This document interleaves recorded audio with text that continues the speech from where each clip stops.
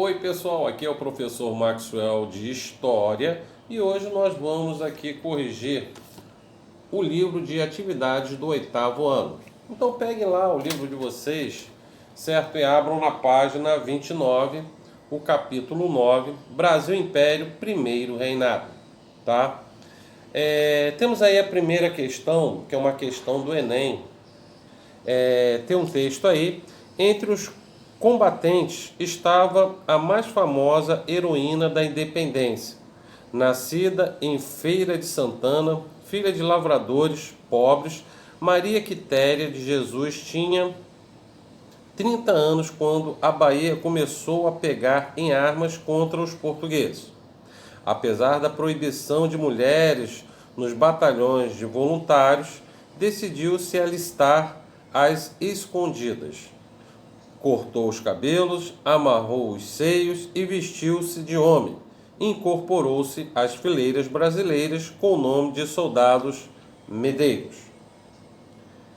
No processo de independência do Brasil, o caso mencionado é emblemático porque evidencia aí vocês podem marcar aí a letra a rigidez hierárquica na estrutura social. Ainda mais nessa época aí que a mulher era educada para ser dona de casa.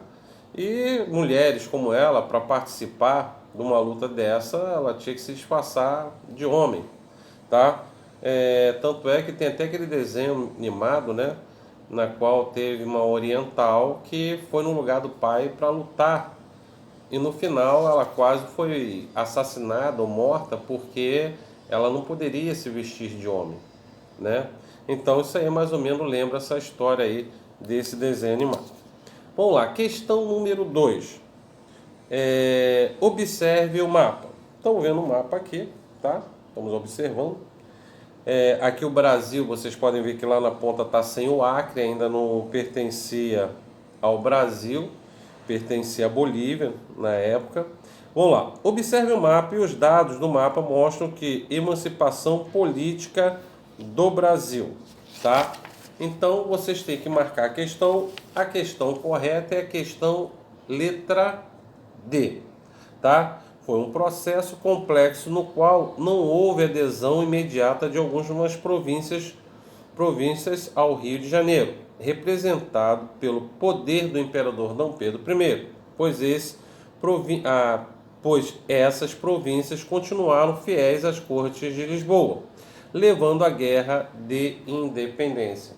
Muitas questões ali, inclusive ali do Nordeste brasileiro, que eram portugueses, né, que eram fiel à coroa portuguesa. Então a independência teve esses pequenos atritos. Não foi uma participação do povo ativa, certo? Mas para manter a unidade, certo? Teve esses pequenos conflitos. Vamos lá. Questão número 3. Leia o texto a seguir, que explica alguns dos objetivos da Assembleia Constituinte de 1923, responsável pela elaboração da primeira Constituição do Brasil. Depois responda a questão. Vamos lá, tem um textozinho aí. Os constituintes queriam que o imperador não tivesse o poder de dissolver a futura Câmara de Deputados, forçando assim, quando julgasse necessário, novas eleições. Queriam também que ele não tivesse o poder de veto absoluto, ou seja, o direito de negar validade a qualquer lei aprovada pelo Legislativo. Os objetivos dos constituintes foram atingidos por meio da Constituição de 1824? Justifique sua resposta. Claro que não foi, tá? Tanto é que nós sabemos que Dom Pedro I vai fazer a Constituição de 1824 e vai criar o poder moderador, tá? Vamos lá. Resposta: não. Ao saber das intenções de limitar seus poderes, Dom Pedro I dissolveu a Assembleia Constituinte, formando um Conselho de Estado para formular uma Constituição do seu agrado. ponto na mesma linha. Entre as características da Carta de 1824 está a concentração do poder na figura do imperador por meio do poder moderador, tá? Então, eles quiseram, tanto é que foi nesse momento que Dom Pedro mandou cercar a Assembleia, certo? Apontando canhões para elas e mandando os constituintes sair, que eles falaram que não iam sair de lá. Aí falou, então tá, se vocês não saírem, eu vou explodir o prédio com vocês aí dentro. Até que eles resolvem sair e são presos, tá? E aí Dom Pedro faz uma assembleia na qual faz uma constituição de agrado dele, tá? Não limitando seus poderes, tanto é criando o poder moderador, que são os 4 poderes: legislativo, executivo, judiciário e moderador, sendo que o moderador controla, pode vetar qualquer coisa dos outros 3 poderes. Claro que o executivo era, Dom Pedro I era o poder executivo, mas tinham poderes dos os governadores das províncias, por exemplo, que eram poder executivo. Se fizesse alguma coisa que fosse fora do agrado do imperador Dom Pedro I, com certeza ele vetaria, tá? Vamos lá, questão número 4. A respeito da Confederação do Equador, responda as questões. Quais foram os principais motivos de sua formação?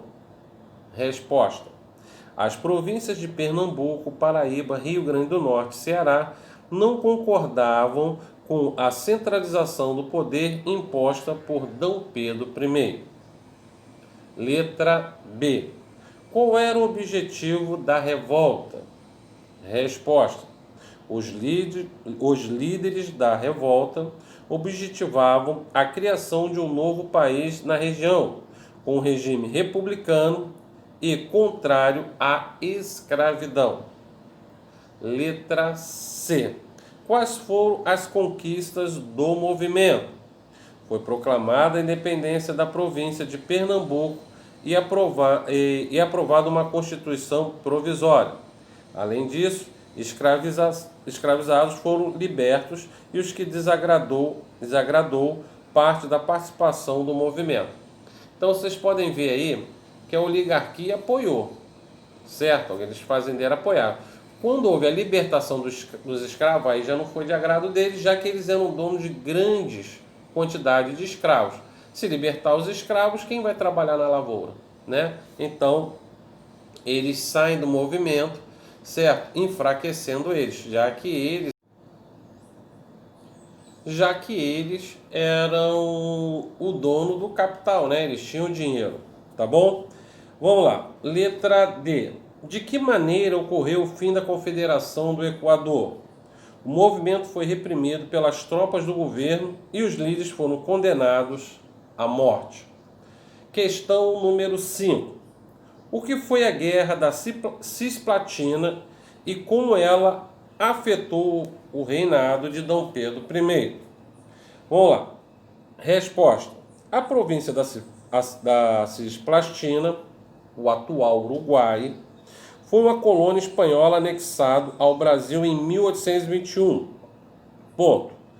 Em 1825, as Províncias Unidas do Rio do Prata, a atual Argentina, tentaram negociar a posse da região que havia sido disputada com os brasileiros anos antes. Ponto. O governo brasileiro negou-se, dando início ao conflito. Ponto. Após 3 anos de batalhas, o Brasil reconheceu a derrota e abriu mão da posse do local e contraiu uma alta dívida que afetou os cofres públicos e contribuiu para a imagem negativa do reino de Dom Pedro I. Tá? Essa é a resposta. Concluindo aqui, já dei a resposta, né? Só para terminar aqui. Essa região, certo? Na realidade, botou aqui como ele perdeu. Na realidade, ele perdeu sim, porque a Inglaterra vai se meter no meio desse conflito, certo? E vai entrar num acordo entre a Argentina e Brasil, certo?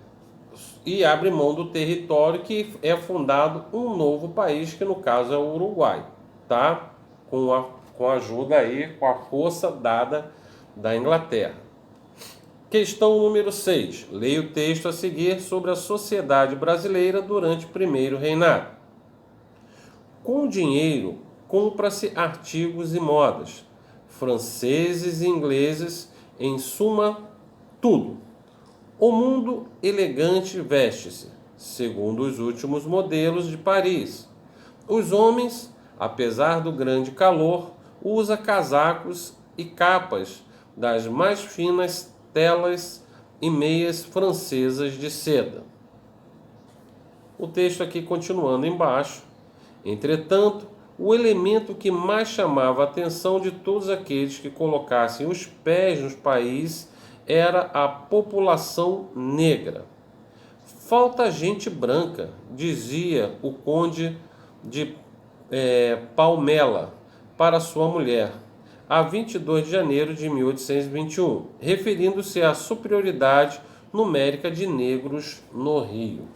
Para vocês terem uma ideia, como eu falei anteriormente, em aulas anteriores, o Brasil tinha muito medo de uma revolta de escravos e tornasse essa libertação e fundasse um Estado negro, né? O Brasil se fragmentasse e fundasse estados negros. O que tinha acontecido no Haiti em 1808, certo? Numa revolta de escravo, certo? Eles vão conseguir a independência sobre a França, né? Que é a França que era responsável pelo Haiti. E o que aconteceu lá, eles tinham medo que acontecesse aqui também, né? Os brasileiros não, a colônia, né? Na época ainda era a colônia, ainda não tinha tido a independência. Então eles tinham medo, né, que esses negros se revoltassem e conseguissem a independência do Brasil, uma revolução feita pelos negros, tá? Mas isso não aconteceu. Vamos lá. Com base no texto, leia as afirmativas a seguir se é verdadeiro ou é falso. Vamos lá. A primeira. A moda descrita no texto de inspiração europeia era usada por todas as camadas sociais do Brasil imperial, pois era acessível a todos. Não, é mentira.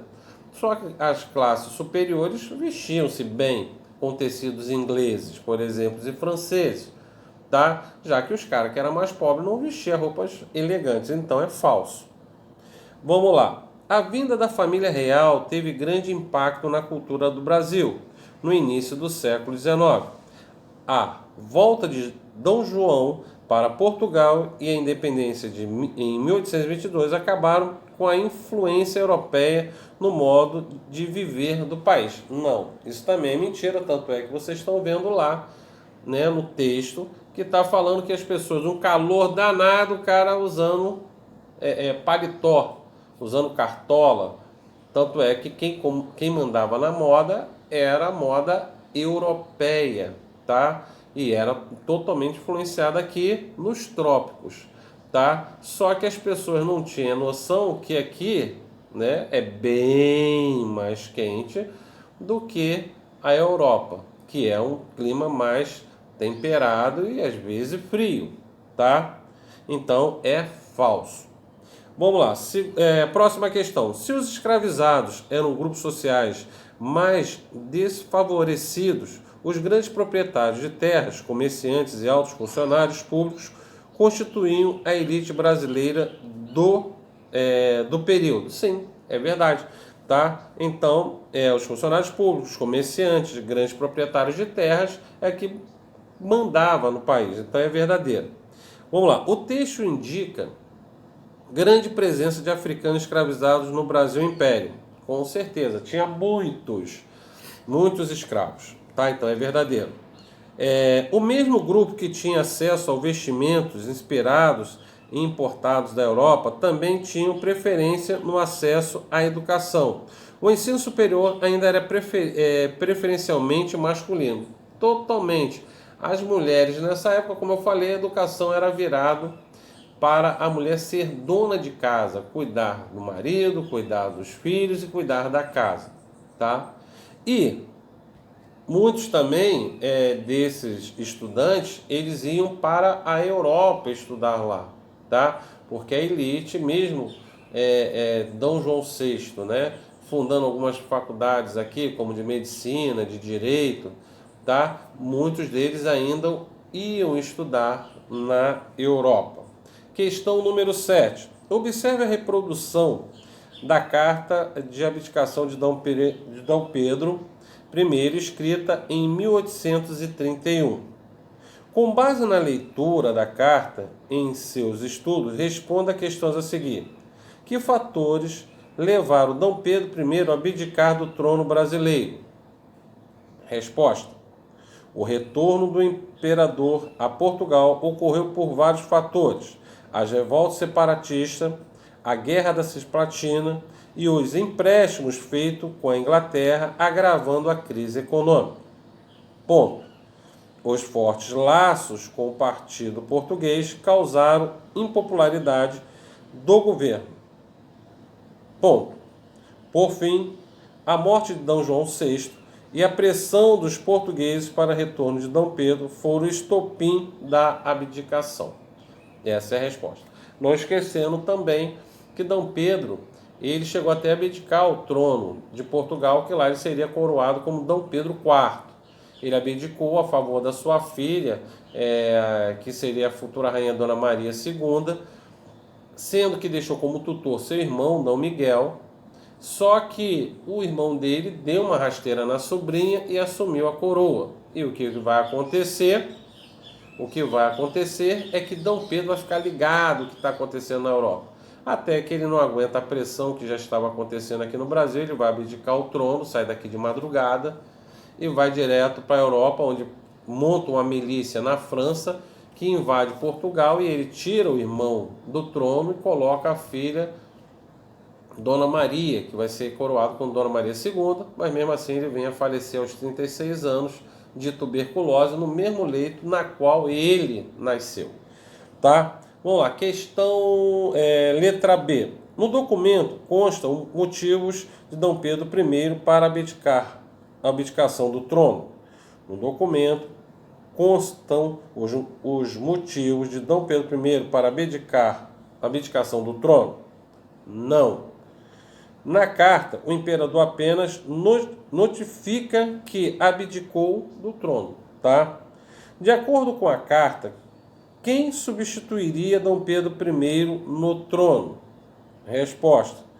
D. Pedro I, em seu trono, seria seu filho D. Pedro de Alcântara, então com 5 anos de idade. Aí ele vai deixar como tutor do seu filho o ministro José Bonifácio, certo? Inicialmente, e ele volta para a Europa e o seu filho fica aqui, né? D. Pedro de Alcântara, tá? Que vai ser o futuro D. Pedro II, tá bom? Vamos lá. Pessoal, espero aí que vocês tenham pego tudo bonitinho e não esqueça de ler já o próximo capítulo, Brasil Império, período regencial, tá? Que vai ser um dos temas das nossas próximas aulas, tá? Pessoal, então eu fico por aqui, um abraço e até a próxima videoaula. Tchau!